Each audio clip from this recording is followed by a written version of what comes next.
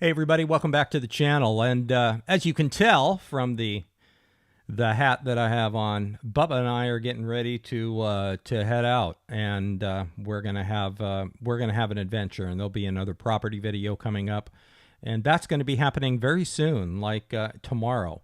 The video will take a little while to be uploaded, but in the meantime, I was really struck by a couple of things that Uncle Tony. And if you don't follow his channel, you should. He does a lot of stuff, but a lot of things on motorcycles and cars and hot rodding and that type of thing. But the guy's very knowledgeable, and he's taught me a lot of stuff that I didn't consider before or didn't know before, because I'm just a simple backyard mechanic essentially, that has some skill and still trying to learn others. But he had two videos. One of them was about when did our civilization forget how to build engines? And then the other one talked about throwaway cars. And in that, he mentioned something about the EPA. So it's best to start with President Trump about the EPA rollbacks. President, you met with the chairman of Stellantis today. Did Yes. he ask you for a pause on the auto tariffs? No.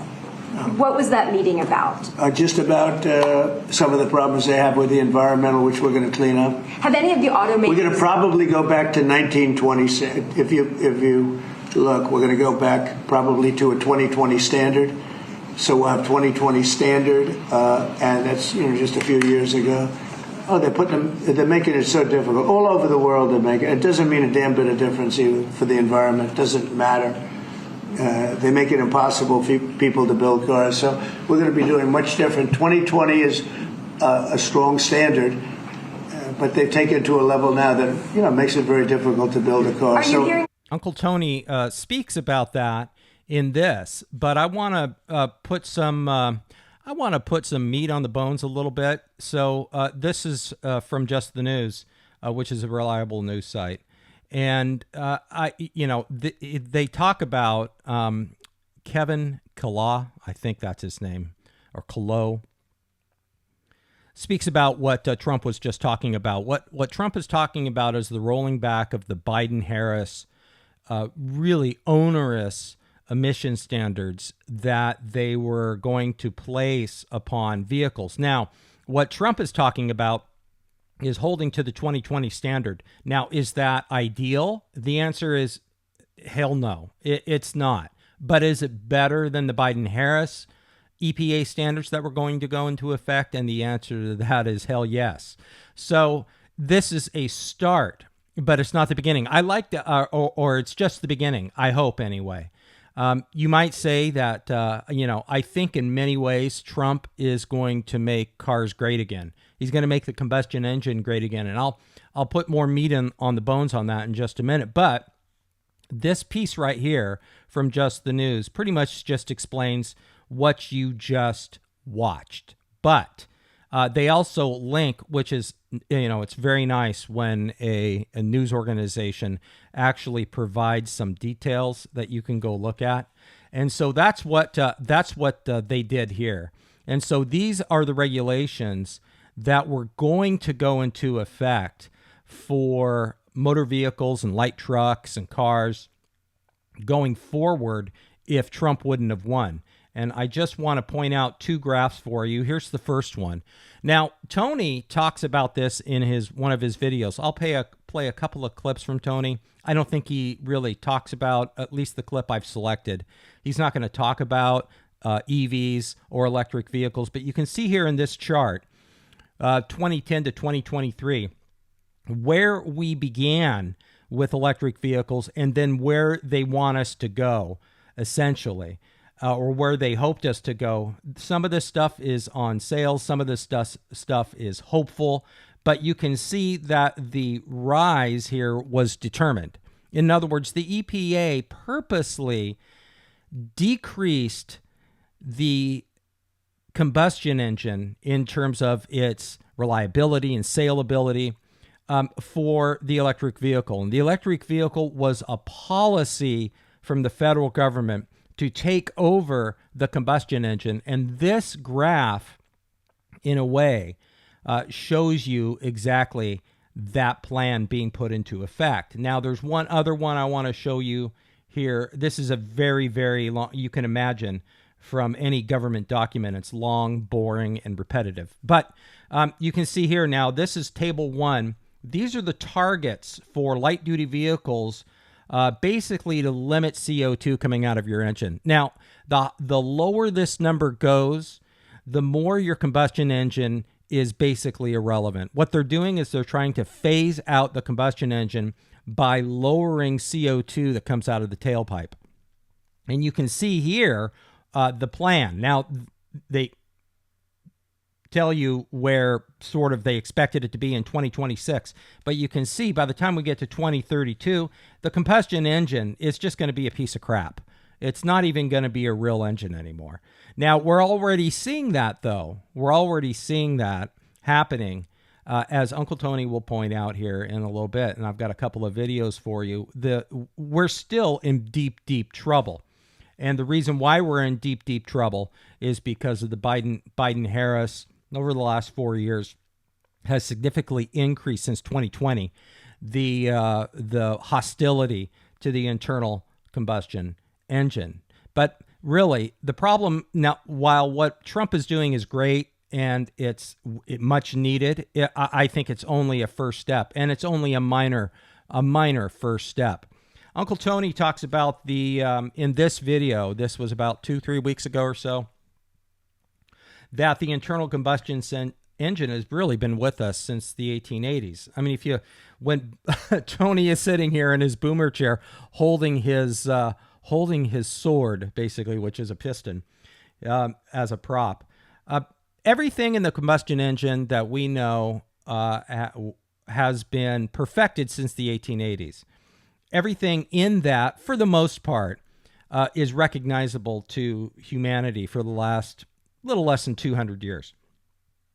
So the engines, though, were really perfected all the way up to the year 2000. And by 2000, we had pretty reliable engines that could go long miles, pretty reliable in terms of, if you maintain them, or you didn't really need to maintain them as well as you did the older engines, but they would go anywhere between 200 and 500,000 miles. Now, so would old engines in the 60s and 70s, too. If you maintained them religiously and took care of them, then you could probably get 200, 300,000 miles, 250, maybe 3 before they needed an overhaul. But the engines that are made today are complete shit. And Tony says this, that they are purposely building engines that will fail. What Trump is doing may alleviate that somewhat, but it really isn't going to get at the heart of the problem, because what the automakers are doing, and we're not just talking American automakers here, we're talking Kia and Hyundai, who are chucking, let me show you here. I mean, you can just, all you need to do is just a small search on Kia and Hyundai, that they're chucking rods through the blocks. I mean, they're blowing pistons out. And this they knew about, yet they're still building those engines. So what we have in the past was engines that could be salvaged and rebuilt. And what we have now are basically throwaway engines. Now, this is also happening with the new Chevy engines. So it's not just something that happened, in foreign markets or something like that. It's happening industry-wide. Check this out. All right, what's behind head number 1? Oh, I see. Well, the head gasket looks pretty good. We must first do science. That one's good. Good. I missed. Good. Gone. It's a strange game of duck, duck, goose. Wait a minute. Why can't I see the floor? I can see the floor. Well, normally I don't start at the back. It's usually bad practice, but the board doesn't look great. And as you move forward, I think this thing's got reined in at least once or twice. That board looks pretty good. And this one, it's just gone. There's nothing left. And all this damage that you see, that's all from the wrist pin bouncing around, wreaking havoc. I'm sure it's in the bottom of the pan, one spray of brake clean away from being able to be reused, or it's orbiting the earth, one of the two. But that's really terrible. Broke all the way through. And then, so yeah, you should watch the whole thing when he tears this down. Now, the point that he's making in this video that Uncle Tony referenced is that the LT engines, the L86 engines, are complete crap. And you know this. He doesn't actually say it in the I Do Cars guy here, but you can't keep them in stock. So the question is, why? Well, there's two reasons. One, for this one, this is a ruined engine. It'll never be rebuilt. I mean, maybe it could. I don't even know if you could sleeve something like this. But the block is broken clean through on this one piston side, and everything needs to be redone. But I think he claims at the end this block is completely ruined. It can't be rebuilt. But the reason why you can't find LT and L86 engines anymore, especially the Gen 5s, is because of this catastrophic failure keeps happening. And it happens so much that people are like, well, okay, that engine blew up, I'll go get another one. And they'll like pick up a used one that they can just drop in to their vehicle. But the problem is since they fail at such a high rate, that the demand for them is extremely high, which means the price for even a used engine that still can work is the inventory is completely low, and you're going to pay a price for it.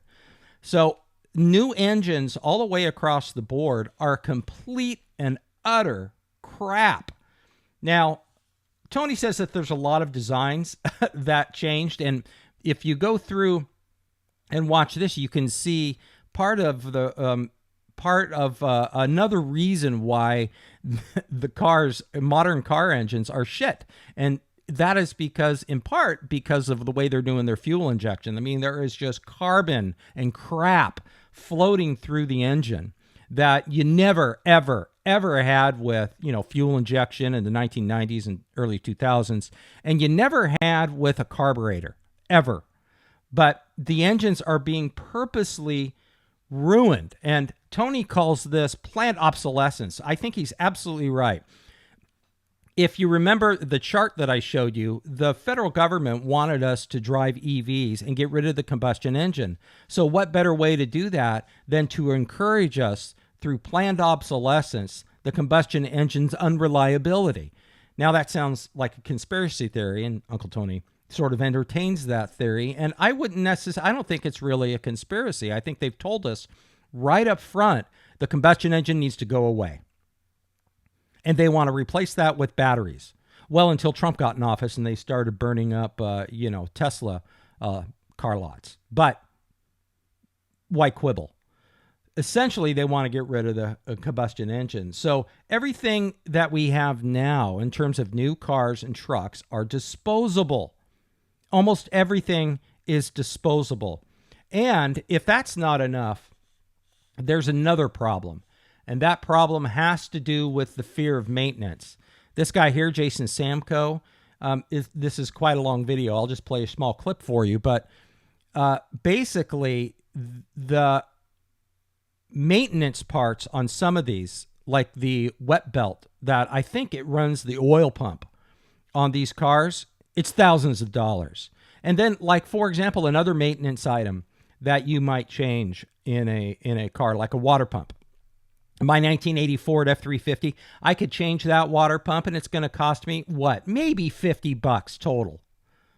But, maybe I can get one for 30 or something like that.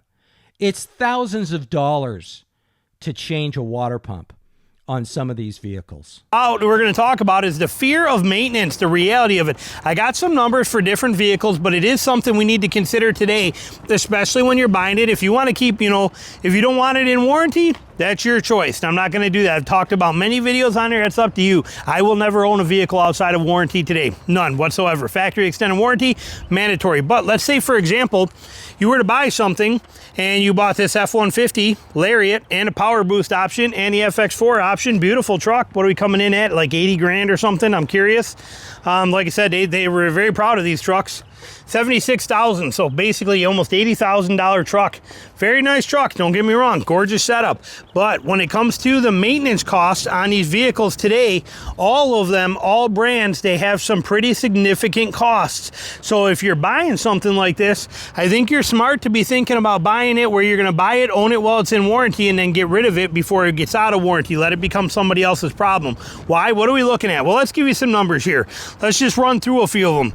So, but these are things that we know, that we see. Now, I'm not taking the time to go pull them all up online again and see them. I've talked about them in other videos. And somewhere throughout all my news feeds and things like this, I have shown these and shown them to you. So they're out there. If you want to go dig through it and try and prove it or verify it, it's out there. I've done it in video form, but it's not I'm not going to go dig it up for you. So you're going to take my word for it or not, it's up to you. But a transmission, Car Guy Online actually just did this video recently. I've talked about it in a couple other videos, but there was a guy that had a 2024 Tacoma hybrid and he had his transmission go out. The dealer price to replace the transmission, the torque converter, and the hybrid transmission control module, just a module, but the cost of that was $27,500 to replace a transmission in a mid-size truck. To replace the transmission in a mid-size truck was $27,500. Now, this is replicated all over new cars now, all over. They're, they're not making improvements on designs and even the build quality in many of these engines. Like the cylinder walls are flaking apart now on a lot of these engines that they're making now. Part of that has to do with the EPA regulations. So that's why what Trump is doing may sort of remove a lot of these impediments that have been forced on auto companies. But regardless of which, they're making nothing but crap. Let's go to Uncle Tony. This is especially crazy, especially puzzling when you look at names like Toyota, or even better than that, Honda. Because Honda, of all the manufacturers around the world, I would consider Honda to be the most sophisticated, with the most experience, with the most varied. Because remember, Honda, everything from motorcycles to small engines, lawnmowers to Formula One cars, to you name it, Honda's had their hands in it. So for Honda to build engines that are now known to be troublesome, right? Even like Kia and Hyundai, for example, they were never considered to be fantastic. Jake brake. They were never considered to be fantastic engines, but they were the kind of motor that you never gave any thought to, because they would run and they'd run and they'd run, and you get a few 100,000 miles out of it and the car would fall apart around it. The motor would still be good. Not anymore, right? Your Kias and the Hyundais, they dropped out on the side of the road. They had chuck rods. The biggest one that I see lately was that recall, right? The Chevy, the LT motor, it's a successor to the LS, the 6.2. They just recalled, last month they recalled 877,000 of these things. Almost a million of these engines, right? Well, pretty much got to be every one that they've built, because they're prone now to catastrophic engine failure out on the road. Right, so National Highway Traffic Safety Administration doesn't get involved in just like simple, engine problems. Right, they get involved in things that cause safety issues. Okay, and the fact that these engines will just be driving down the road and poof, chuck a rod, they got involved. So yeah, so the question is, and this is what Jason Samko was talking about here in this video. Is he's saying if you're going to buy a new car, sell it before it goes out of warranty. But basically I'm not sure that's a selling point. What he's saying is new cars suck. If you're going to buy one, buy it and then just keep buying one. I don't know. I mean, I would rather just buy an older car that you can salvage, work on it, fix it up, and it'll be in your family for generations, folks. It'll continually run. More Tony. Traditionally, right, during the course of this growing evolution that our species is now in the midst of, the societal evolution, it was all based on the accessibility of this device to everybody. Okay? So some people just laid out the cash, and some people had to lay in their driveway and struggle to work on it and fix things and so on and so forth on their beaters. But either way, right, everybody had equal access to these things. But when I say equal, it was there for them. That you could get, if you couldn't afford a new car or even a good used car, you go buy a beater, you buy something on the way to the junkyard. Most of us is a car channel, so most of us have started that way, right? We didn't go out and buy a new car first. We didn't get a good used car first. We went and we found, just something that was like hammered and hurled and says, yeah, I can rebuild that engine. I can put a transmission in that thing, By the way, that's how I started when I was 16 years old, or maybe 15. When I got my first car, and of course I hung around an automotive repair shop too all the time. So yeah, you could work on your cars then for not a lot of money. A few tools. You can maintain and do minor things, and then work up to doing big stuff. I've seen people who pulled the engines out of their cars using an old oak tree limb and one of those ratcheting hoists. So it used to be able to be done, and you could get the engine out in an afternoon. It wasn't that all that involved. But yeah, that's how we started. So what Tony is talking about here is the third tier. I could do whatever it is. I'll get it running, and we could keep these things running indefinitely. It made access to the world accessible to everybody more or less equally. Well, now evolution is taking the third tier away, right? Vehicles are not designed to go past that second owner, to end up in the hands of, let's say, the less privileged or the struggling young, the poor, right? The people with, I have more ambition and skill than I have money, right? Those people are being eliminated. And along with that, big portions of the aftermarket industry, auto parts stores, the aftermarket auto parts industry relies on the third tier. The third tier is what keeps it going. It's defined by the third tier, because the third tier is you and me. The third tier is any mechanic, anybody who wants to do restorations, who wants to build, who wants to preserve historical memory, in some ways like I did with my Ford F-350 and my 1988 Harley Davidson. That's what they want to eliminate. And if you look at all the foregoing that I showed you, that's exactly what they want to do. Like cars for clunkers. Is that the right word? Is that the right phrase? That they want you to sell your car off and then junk it, is to get them all off the road so they can sell you crap.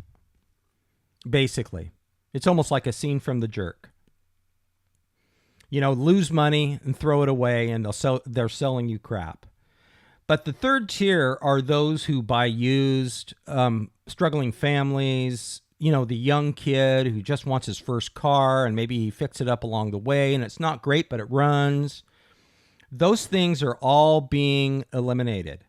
The mechanic is being eliminated. The independent mechanic is being eliminated. Auto parts stores are going to be put in a pinch because even those parts are going to become unreliable or basically not available. And so it keeps people from basically preserving what is theirs. It keeps them from preserving their property. And if you think of a car as your property, it is not merely that, but that's what they're trying to do. So what Tony is saying here is, I'm going to close this up. I don't want this video to be too long, but please do go view Tony's two videos that I've showed you on the screen here in this little upload, and check them out in detail. But what's going to happen, I think, and I think Tony is onto something here. is he says because of all of these problems, because of the problems with the newer cars that are still on the road, the good old-fashioned machine shop is probably going to make a comeback. God, I hope so. There's still a lot around, but there might be an explosion in machine shops because where there is a will, there is a way to figure out how to modify stuff and keep stuff on the road.